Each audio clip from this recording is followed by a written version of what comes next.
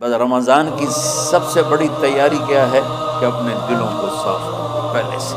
کہ جس دل میں نفرت ہو، بغض ہو، کسی کے لیے غصہ ہو، کسی کے لیے کیا کیا جذبے ہوں، دل صاف کرنا. ہمارے گھروں میں روزانہ جھاڑو ہوتا ہے، یہاں مدرسے میں روزانہ صفائی ہوتی کہ نہیں ہوتی؟ کیونکہ دنیا کی اصل گندگی ہے تو جھاڑو ہاتھ سے نہیں چھوٹ سکتا.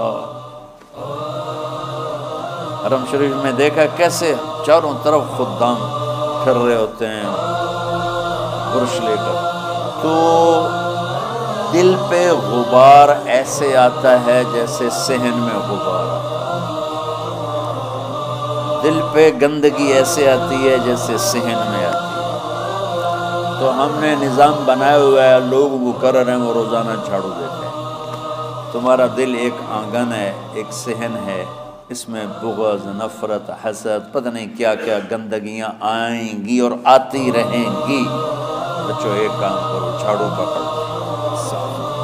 یا اللہ معاملہ تجھ سے کرنا ہے، لوگوں سے. کسی نے برا کہا، کسی نے غیبت کی، کسی نے گالی دی، کسی نے دھکا دیا، کسی نے حق مارا، کسی نے کچھ کیا. یا اللہ تیرے سے میں نے اپنے دل کو سب سے صاف کیا، میں نے اپنے دل کو سب سے صاف کیا. یہ اتنی بڑی عبادت ہے کہ بڑے بڑے نفلوں والے، تہجد والے، حج عمرے روزے والے تمہیں نہیں پکڑ سکیں، کیونکہ اس کا کرنے والا دنیا میں کوئی نہیں.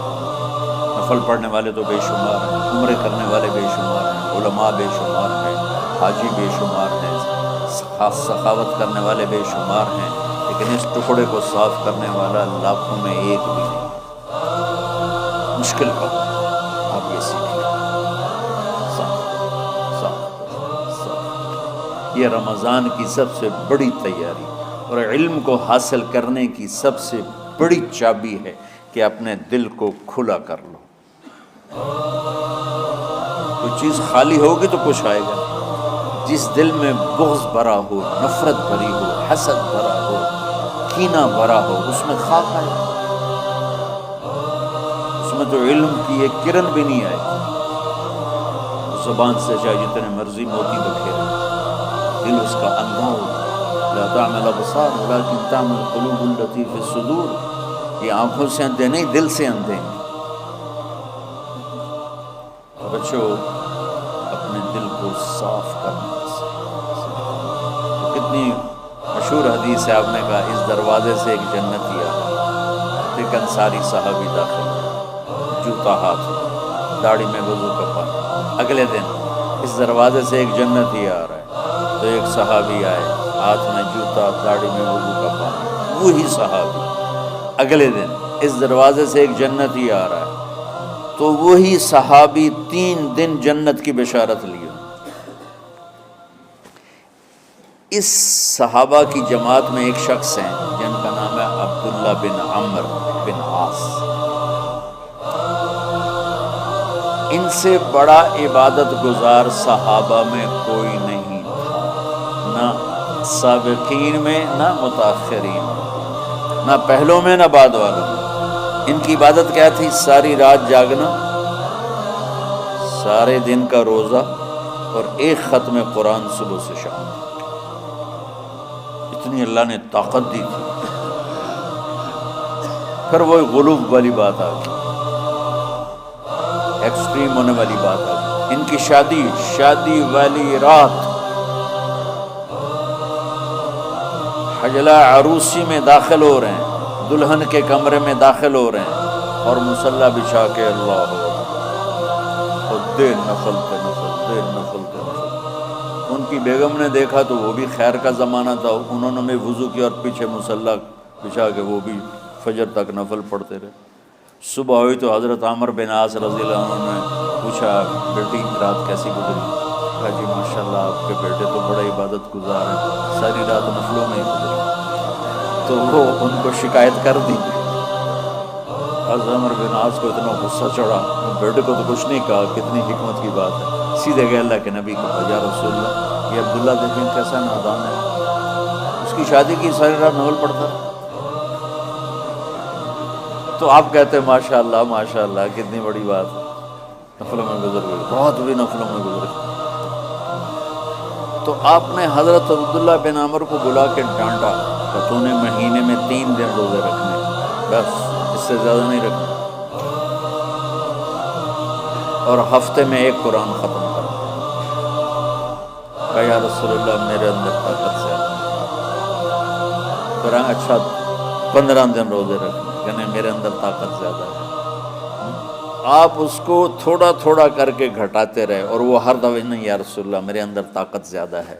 تو آخر میں آپ نے کہا اچھا چلو 100 داؤدی پہ آ جاؤ، 1 دن روزہ رکھو، 1 دن افطار کرو، اور 3 دن سے پہلے قرآن ختم نہیں کرنا۔ آپ نے اس کو پیچھے کیا۔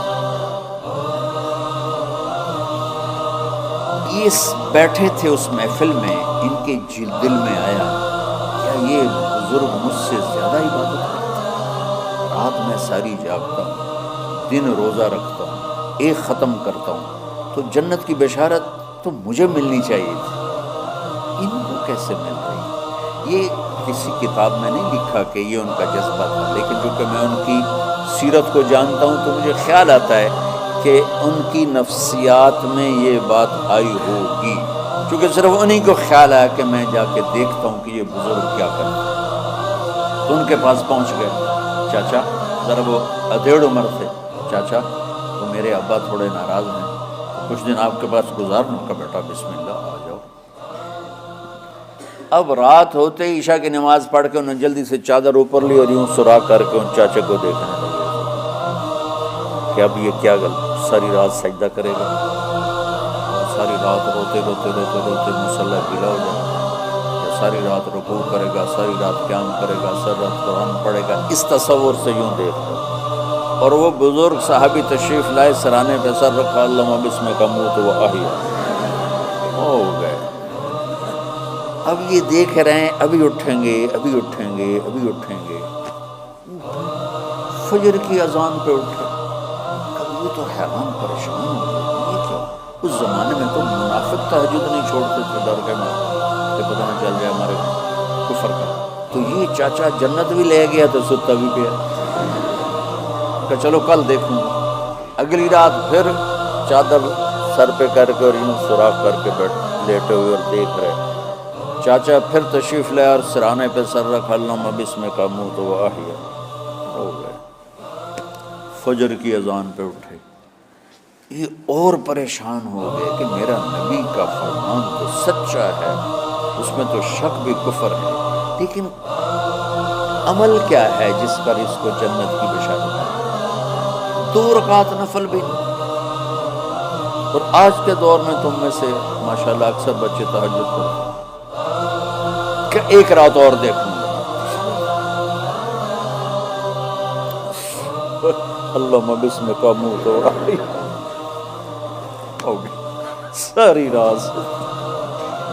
تو تیسری رات پھٹ پڑے عبداللہ بن عمر، کہنے لگے چاچا میری ابا سے کوئی لڑائی نہیں تھی، 3 دن میں تیرے بارے میں سنتا رہا، جنتی جنتی جنتی، میں دیکھنے آیا تھا کہ آپ کیا کرتے ہیں، آپ تو کچھ بھی نہیں کرتے، ساری رات سوتے رہتے، اب کیا کرتے ہو؟ ان کا بیٹا یہی ہے جو تم نے دیکھا ہے۔ اب ان کو سمجھ میں نہیں آ رہا کہ یہ جوڑ کیسے بٹھاؤں، ادھر جنت کی بشارت، ادھر ساری رات خراٹے، اب یہ اس میں جوڑ کیسے بٹھاؤں؟ نبی کی بات تو غلط ہو نہیں سکتی۔ تو اب وہ نا ایسے نا بڑے بے دل سے ہو کر واپس مڑے، پتہ نہیں کی چکر ہوئے گی کوئی گل۔ جب وہ دروازے تک پہنچے تو کہنے لگے بیٹا ادھر آنا، اب میں تمہیں اصل راز کی بات بتاتا ہوں۔ تو یہاں ہاتھ رکھا، کہا یہ جو دل ہے نا اس میں کسی انسان کی نفرت نہیں۔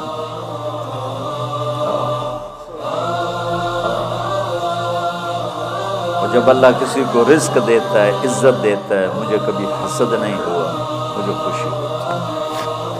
تو عبداللہ بن عمر نے کہنا تھا ہاں یہ بات ہے، نہیں ہاذا ہوا، اچھل کے کہنے لگے ہاذا ہوا، ہاں ہاں ہاں ہاں یہی ہے یہی ہے یہی ہے۔ پھر کہنے کہ کہ چاچا پر یہ میرے بس کا نہیں ہے، کون کرے گا یہ؟ اتنے بڑے آدمی ہو کر کہہ رہے ہیں کہ یہ میرے بس کا نہیں۔ تو بچوں، دنیا میں جنتی بننا ہے اور علم اللہ سے لینا ہے تو اسے صاف کرو، سب کی نفرت سے صاف۔ اس نے مجھے یہ کیوں کہا، اس نے مجھے یوں کیوں دیکھا، اس نے میرے بارے میں یوں کیوں کہا، اس نے میرے بارے میں یہ کیوں لکھا۔ جس کی تعریف ہوتی میری کتنی برائی ہوتی، صرف تعریف تو نہیں، بھرا پڑا سوشل میڈیا مجھے گالیاں دیں۔ اللہ کے فضل سے میرے دل میں ایک ذرے کے برابر کبھی کوئی منفی جذبہ نہیں آئے تو میں دھو کے صاف کر دیتا ہوں، یا اللہ میں نے اپنے دل کو صاف کیا، میرا معاملہ تیرے ساتھ ہے، کسی کے ساتھ نہیں۔ یہی آپ رمضان کی سب سے بڑی تیاری، علم کے حاصل کرنے کا سب سے بڑا ہتھیار آپ کو یہ نہیں ہے کہ تمہیں کتابیں یاد ہو جائیں، تمہیں اشعار یاد ہو جائیں۔